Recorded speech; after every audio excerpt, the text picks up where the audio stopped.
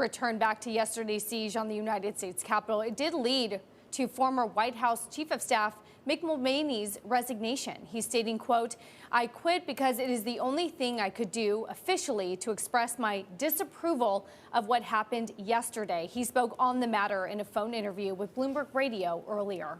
We're all very familiar with high inflammatory rhetoric in politics. That's nothing new to us. But to see it actually come into action like it did yesterday was really disconcerting, completely outside the pale. And a lot of us, I know, I'm reading on the internet as I sit here that there's rumors now that Secretary Chao may be resigning as well. A lot of us don't know how to respond to it but to resign, because it's the only thing you can do after the fact, to say, look, we don't approve of that. We don't want to be associated with that. Good people do not want to be associated with what happened yesterday, and that's members of the administration, it's elected officials, it's just ordinary people, including people who were there, who are telling me they're sad that they went and were actually at the rally in Washington, even if they didn't go into the Capitol. So no, it's hard to exaggerate the sense of just shock that a lot of us are going through today.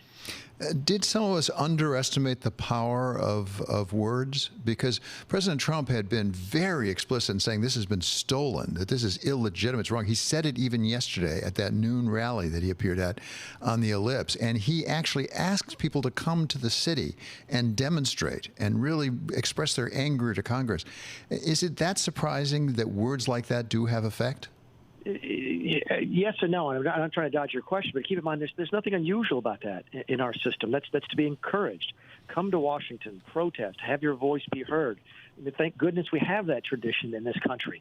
And again, the rhetoric, not that different than what you hear from a lot of politicians.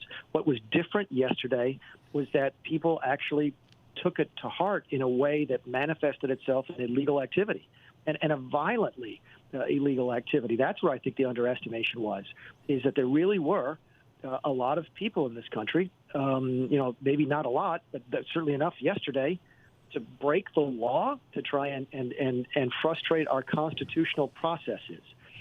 That's shocking to me, because if the president ever walked into my office when I was chief of staff and say, hey, I'd like you to do something illegal, we all would have looked at him like he's nuts. We would have quit if he was serious about it. That we didn't really expect ordinary rank and file citizens to go, oh, yeah, it's a great idea for us to go break into the Capitol with guns in some circumstances and tear the place up. That's the disconnect.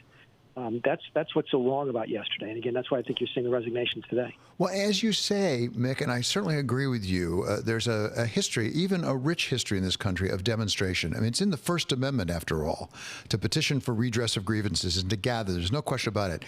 But in this instance, we had the President of the United States saying that the process was illegitimate. Not just he disagreed with it, but it was illegitimate.